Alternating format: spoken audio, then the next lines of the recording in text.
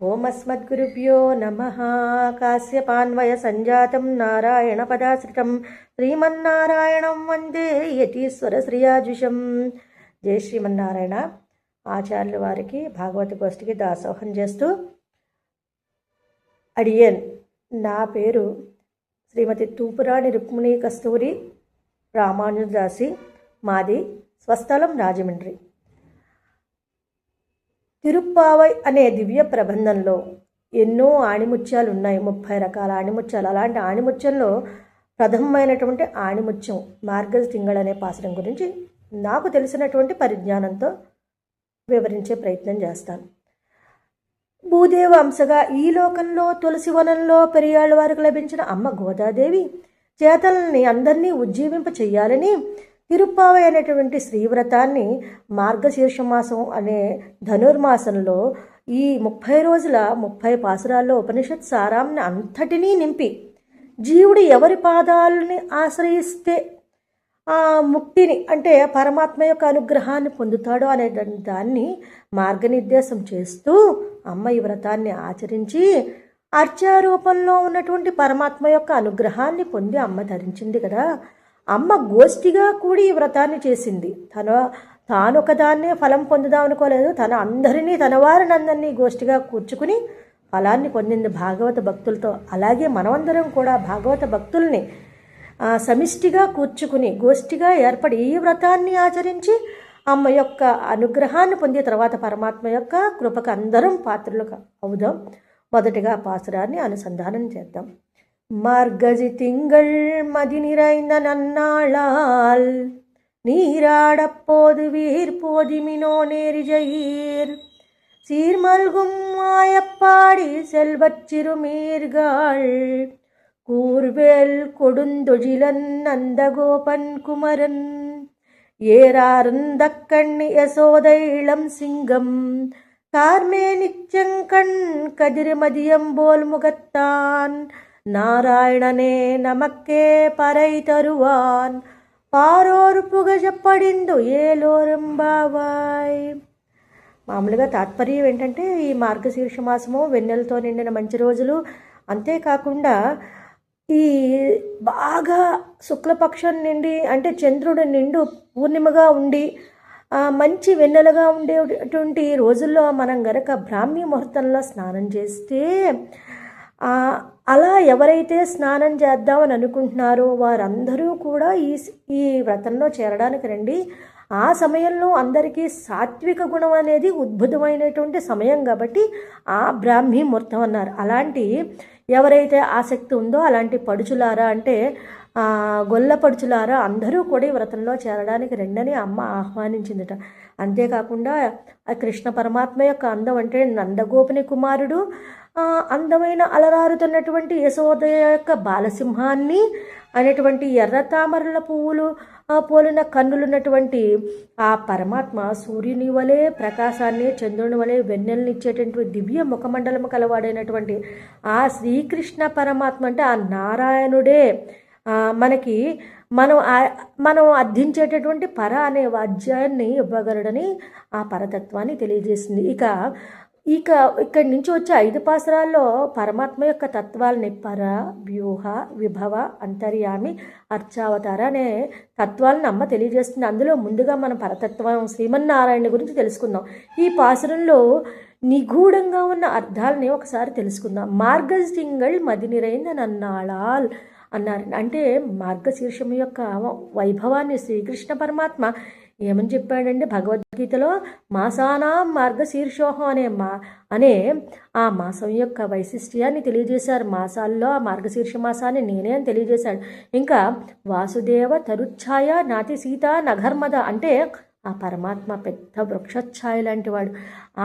ఆ ఛాయ కింద మన అందరం కూడా శ్వేత తీరుతాం. ఎలాగంటే విష్ణు స్వరూపమైనటువంటి ఈ మార్గశీర్ష మాసంలో అంటే ఎలా ఉంటుందంటే ఆ మాసం ఎక్కువ చలిగా ఉండదు, ఎక్కువ వేడిగా ఉండదు. కాబట్టి ఆ మాసానికి అంత గొప్ప ప్రత్యేకత. ఇంకా వెన్నెల నిండినటువంటి శుక్లపక్షంలో ఆ సమయంలో స్నానం చేయడానికి ఎందుకు రమ్మన్నారంటే ఆ సమయంలో బాగా సాత్విక భావన ఉద్భుతమై ఉంటుంది. ఆ సమయంలో స్నానం చేస్తే సత్పురుషులందరినీ ఆశ్రయించాలని కోరిక కలుగుతుంది. అలా ఆశ్రయించిన తర్వాత మనమందరం కూడా భాగవత భక్తులతో కూడి ఈ భగవంతుని యొక్క నామస్మరణ చేద్దామని అనుకుంటాం. ఇక రేపల్లి యొక్క సంపద అన్నారండి. సంపద ఏంటి? అంతా ఈ బాహ్యమైన సంపద కాదు, అంతా కృష్ణ భక్తే. అదే సంపద. ఆ రేపల్ల వాసులకంతా సంపద కృష్ణ భక్తే. ఇంకా గొల్లపడుచుల్ని విలక్షణమైన ఆభరణాలు ధరించిన వారలారన్నారు. విలక్షణమైన ఆభరణాలు ధరించడం అంటే మనకి పైకి కనిపించే ఆభరణాలు కాదండి అవి.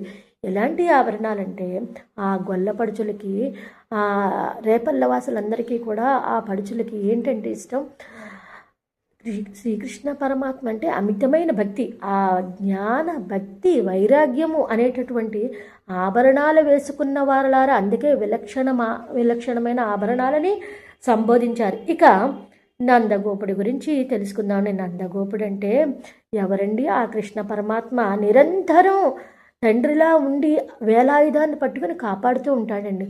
ఆయన ఏం చేస్తాడంటే ఆ పరమాత్మని కాపాడుకుంటూ ఆచార్యులు అనేటటువంటి ఆ నందగోపుడు శిష్యులందరినీ చక్కగా తయారు చేసి సంస్మరణ పరులు చేసి వాళ్ళందరికీ కూడా పరమాత్మ యొక్క వైభవాన్ని తెలియజేస్తాడండి.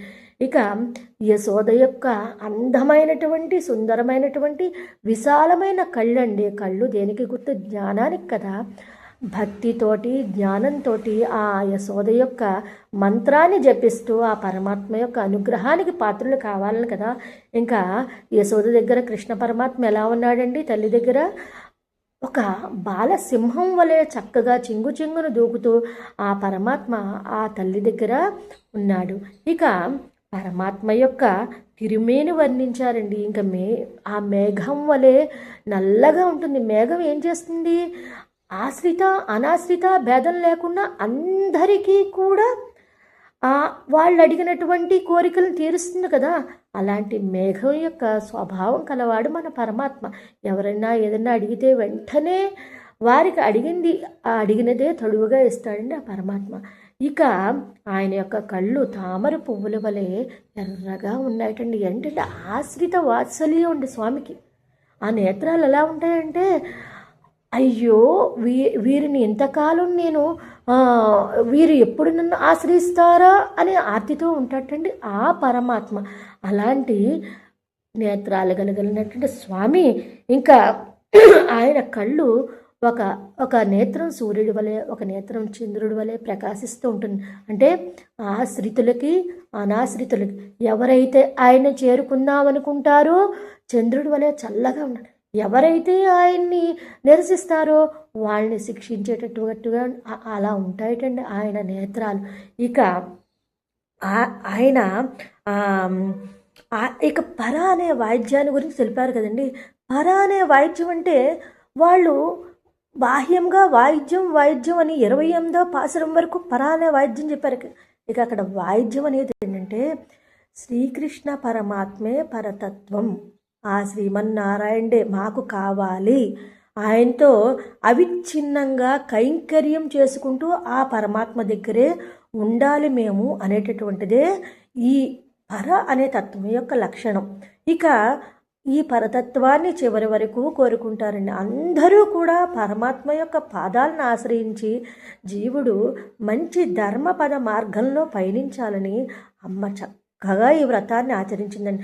అందరికీ సులభతరంగా అజ్ఞులకు కానీ స్త్రీలకు కానీ ఎవరికైనా సరే సులభంగా చేసి 30 పాసురాల్లో ఉపనిషత్ సారాంశాన్ని అంతా నింపి మనం అందరం చక్కగా చేసుకునేలాగా అమ్మ వ్రతాన్ని ఆచరించింది.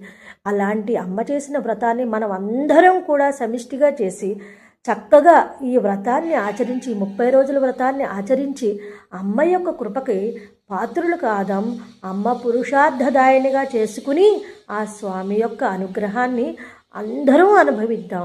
ఆ స్వామి యొక్క అనుభవాన్ని, ఆ స్వామి యొక్క కృపకు అందరూ పాత్రులు అవుదాం. జై శ్రీమన్నారాయణ. నాకు